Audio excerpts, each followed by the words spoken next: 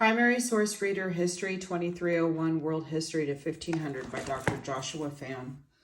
Classical Hinduism. Introduction. The challenges and inspirations from both Jainism and Buddhism would transform the Brahman-dominated Vedic religious tradition to classical Hinduism, where an alternative path to moksha became possible through performing one's dharma, the duties and responsibilities of each caste. The concept of dharma would explained through the history of Arjuna, one of the great warrior kings who was about to go into battle against his cousins and kinsmen.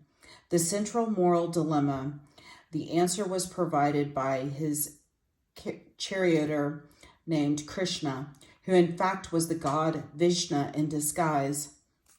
The following conversation between Arjuna and Krishna came from the Bhagavad Gita, Song of the Blessed Lord, an episode in the world's longest epic poem, the Mahabharata, the great deeds of Bharata clan. Questions for response paper. Why should Arjuna not grieve for those whom he might kill? What should he do instead? What does acting without desiring the fruits of action mean? Can you provide an example? What hope, if any, does this message give to the lower castes of Hindu society? Primary text selection. Selections from the Bhagavad Gita. When Arjuna saw standing in both armies, fathers and grandfathers, teachers, mothers, brothers, dear friends, sons, grandsons, and comrades, fathers-in-law and benefactors, seeing all these relatives arranged for battle. Seized by the deepest pity, Arjuna uttered this in sorrow. Seeing these my kinsmen, O Krishna, arranged and eager for battle, my limbs grow weak and my mouth grows dry. My body quivers and my hair stands on end. I see evil omens, Krishna, and foresee no benefit from slaying my kinsmen in battle. Those are for whose sake we desire kingdom, enjoyment, and happiness.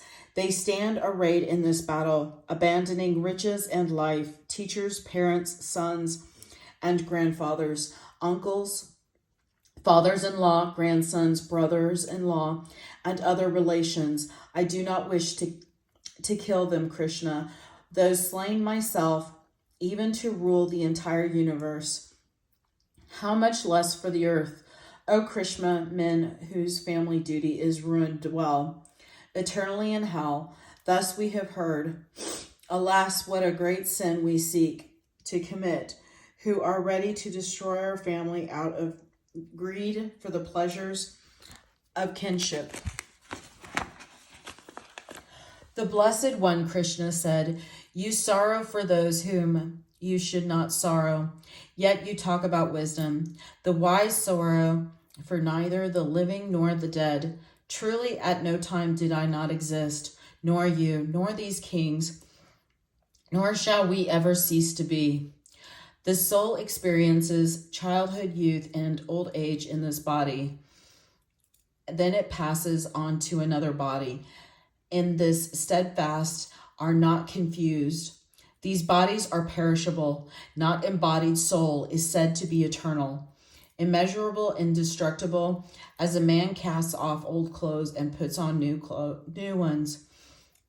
Even so, the embodied soul casts off old bodies and enters other new ones. So too you should look to your sacred duty and should not tremble, since for a warrior nothing is better than a righteous war. If you are slain, you will go to heaven. If you are victorious, you will enjoy the earth. Therefore get up, Arjuna, determined to fight, becoming the same to happiness and sorrow, gain and loss, victory and defeat. Prepare to battle. Thus you will incur no sin. Your right is to action alone, but never to its results. Do not merely for the sake of results, but neither should you be attached to inaction. Abandoning attachment, act with discipline. Arjuna, be the same to success or failure. Equanimity is called discipline. The wise, whose minds are disciplined, renounce the fruits of action. Freed from the bonds of birth, they attain the undying realm. I'm so sorry. Act continually, knowing that action is superior to inaction. For even maintaining the body is impossible without action. Therefore, always do your duty, but without attachment. With one attains the highest good in the whole universe. O Arjuna, there is nothing at all I must do, and nothing that I lack, and yet I too continue to act. If I did not act, these worlds would fall into ruin. I would be causing the confusion of castes and destroying these beings on earth. As the ignorant act with attachment, so the wise should act with detachment for the welfare of the world. Better one's own duty, dharma, devoid of merit, than another's duty well performed. Better in death fulfilling one's own duty, another's duty is full of fear.